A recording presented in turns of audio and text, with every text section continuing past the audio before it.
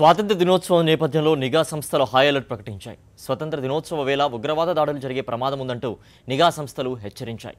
ఎయిర్పోర్ట్లు, railway స్టేషన్లు, జనసమ్మర్ద ప్రాంతాల్లో భద్రతను మరింత కట్టుదిట్టం చేయాలని, అనుమానిత ప్రాంతాల్లో తనిఖీ ప్రక్రియను పెంచాలని నిఘా వర్గాలు సూచించాయి.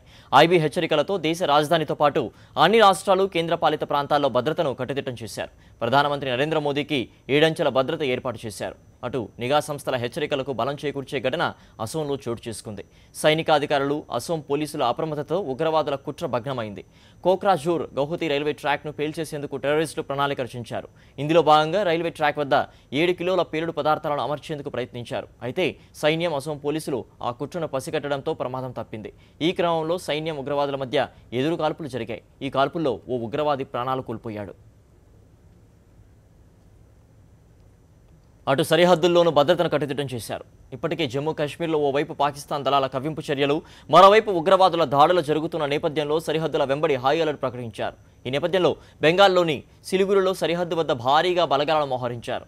ఆ ప్రాంతంలో విస్తృతంగా తనిఖీలు చేస్తున్నారు.